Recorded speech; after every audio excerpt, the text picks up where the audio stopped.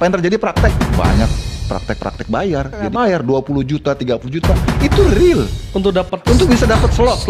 Anak-anak bangsa ini mungkin butuh perhatian, ketergantungan kepada para pemain naturalisasi. Kalau pemain lokal kita levelnya setara dengan pemain diaspora kita yang main di luar negeri, ya boleh-boleh aja status. Kalau ada yang intimidasi kalian, laporin ke saya.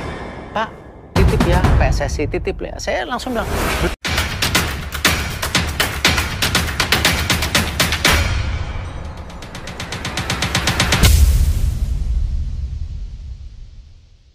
Oke, sahabat-sahabat Garuda, selamat datang dan selamat berjumpa kembali sahabat-sahabat Garuda. Di sini ada video yang sangat menarik dan sangat sangat menyentuh sekali. Ini sebenarnya untuk kita bersama dan juga mari kita komentari bersama di kolom komentar bahwa ini sangat sangat lucu sekali ketika kenapa ya setiap ada proses naturalisasi pemulangan dari para pemain diaspora yang melalui jalannya adalah naturalisasi, di beberapa statement narasi yang diutarakan oleh beberapa anggota DPR ya, atau mereka yang menyuarakan sepak bola, apakah mereka benar-benar tahu ya sepak bola yang modern? Apakah ini tidak mengejilkan dan juga tidak mengkerdilkan para pemain lokal kita yang ada di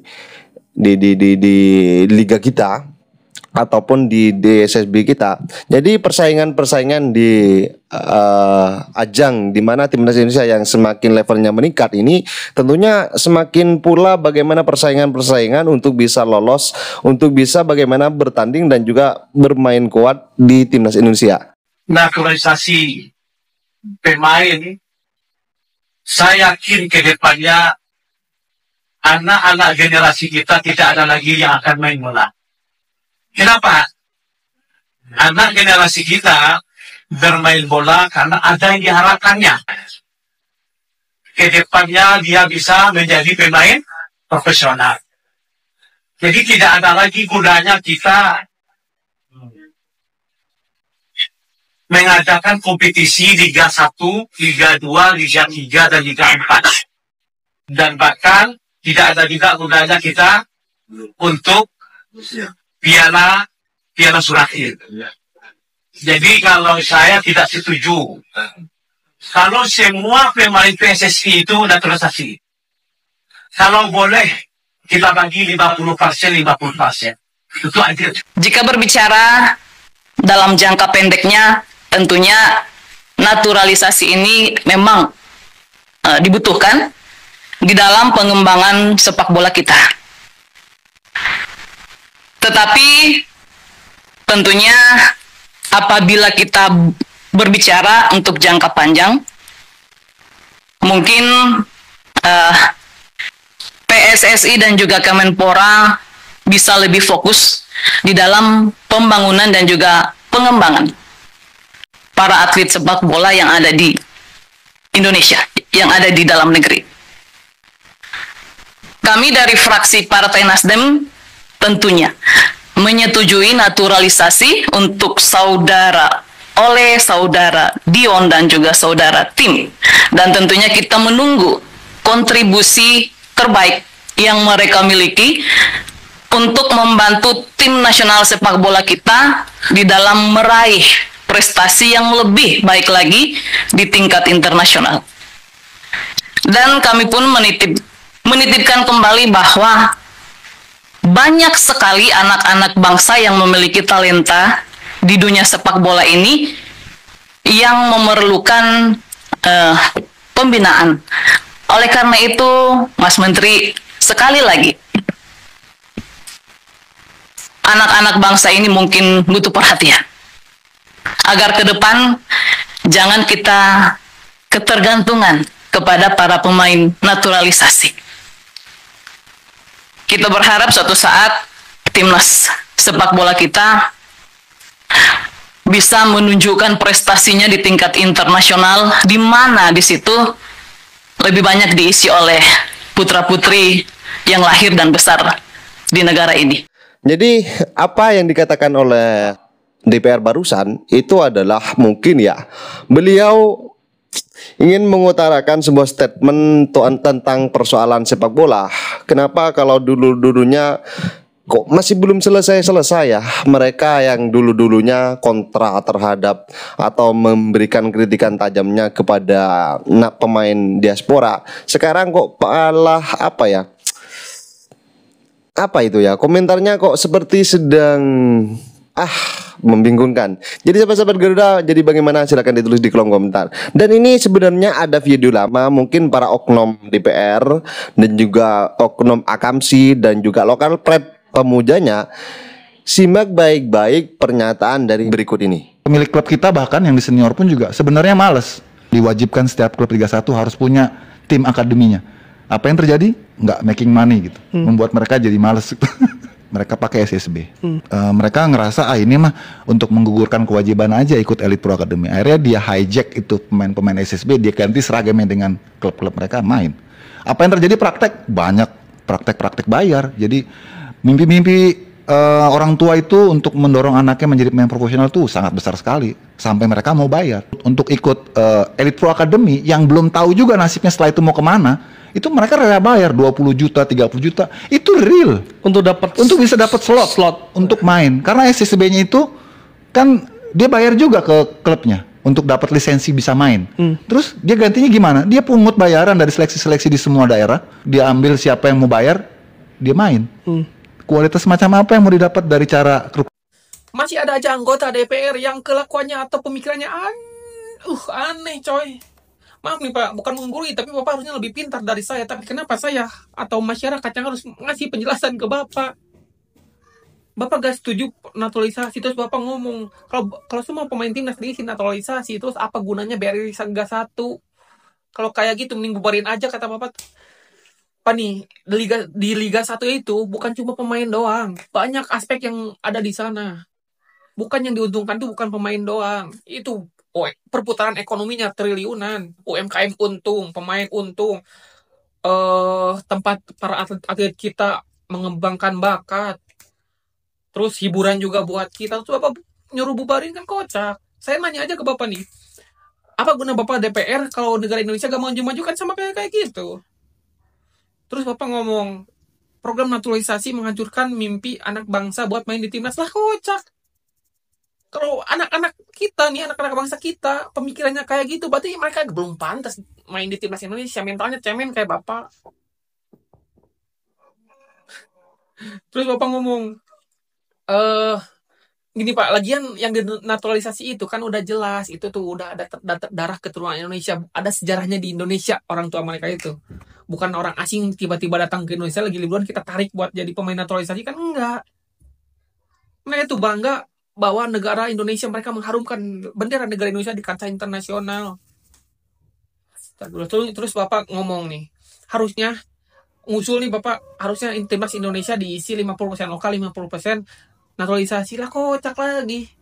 Ini kalau pemain lokal kita levelnya setara dengan pemain diaspora kita yang main di luar negeri nih, ya boleh-boleh aja, 100% lokal juga gak apa-apa kalau levelnya sama. Nah kan ini kenyataannya jauh beda.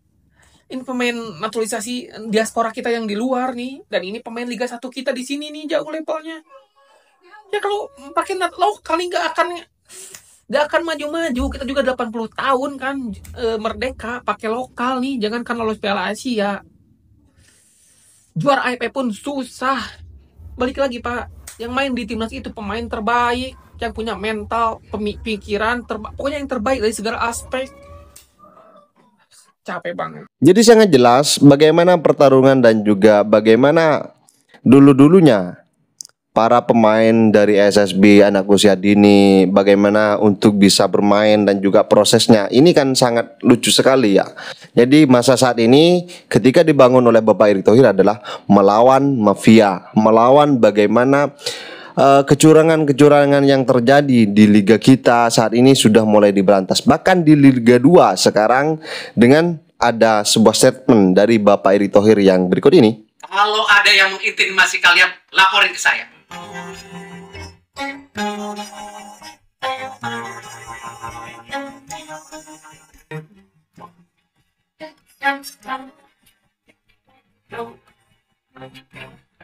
Kita sekarang sedang membangun sepak bola Indonesia. Ini marwah bangsa kita. Sepak bola itu membuktikan bisa mempersatukan bangsa. Dan saya minta kita whistleblower, ya, kita taruh nomor telepon. Kalau ada yang mengintimidasi kalian, laporin ke saya. Sepakat? Jadi tolong di sisa pertandingan ini kalian jaga kepercayaan saya. Liga sama PSSI saya harapkan full support.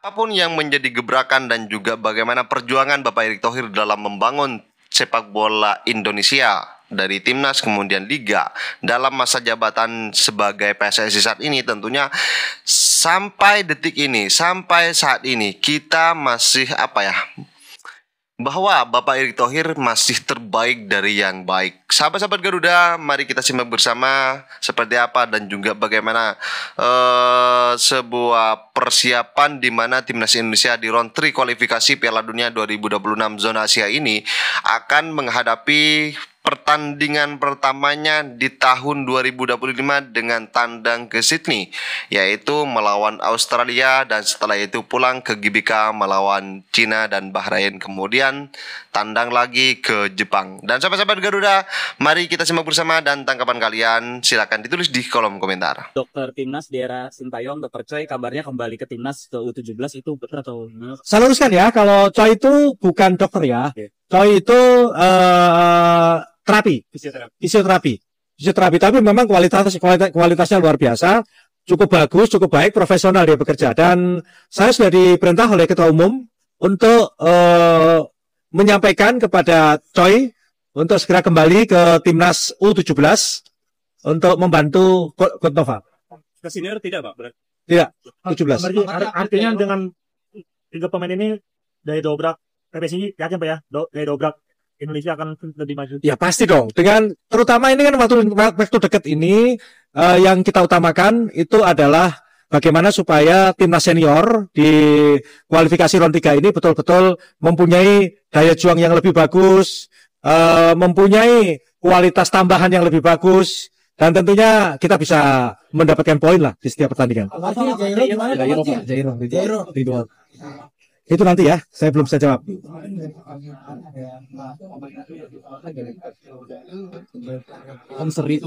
Ada. Persija PS Biak, ya, ada. Kemarin beberapa catatan tapi tidak perlu saya sampaikan. Oke? Saya tahu tapi nggak saya sampaikan. Cukup ya? Apa? Dewa United lawan Persija.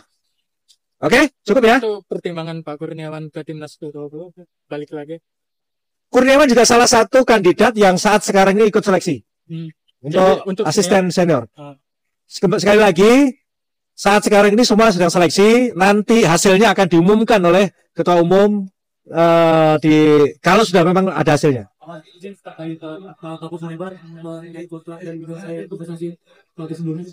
Saya tidak mau jawab, ya. Saya tidak mau jawab. Saya hanya akan fokus kepada yang saat sekarang ini yang harus saya hadapi. Saya tidak akan mau berbicara kaitan dengan yang sudah. Dan sebagai timnas U20 udah diumumin atau udah ditetapin?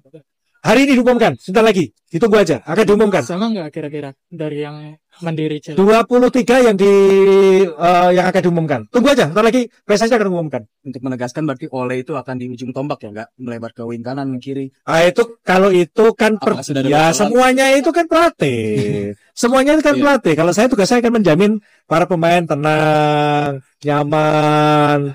Ya, dan seterusnya lah. Bergantung dari coach pelatih nanti ya. Oke? Tadi kan dan dia kan bahwa di proyection buat SEA Games sebenarnya kan piala timnas akan dijuang untuk menuju Piala Dunia 20 nanti kan di Piala Asia. Apakah dia nanti akan berpulang itu? Ya tergantung. Kalau saat sekarang ini udah nggak nutut waktunya. Karena terakhir pendaftaran kemarin. Nama-nama sudah kita kirim semua. Karena tanggal 9 kita sudah harus berangkat. Oke?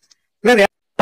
Titip ya, PSSI titip ya. Saya langsung bilang, belum jadi. Enggak Pak, tapi titip Pak. Artinya apa? Sudah sedemikian jenuh masyarakat dengan sepak bola kita. Nah ini yang saya rasa jangan sampai ikhtiar atau kemauan itu nanti dikotori oleh kepentingan-kepentingan individu yang akhirnya memporak-porandakan mimpi besar kita. Ini jiwanya masyarakat yang kita mau manage gitu. Jangan berpikirnya hanya kita ini duduk berkuasa, kita perbaiki PSSI. Salah. kita di PSSI ini harus banyak mendengar.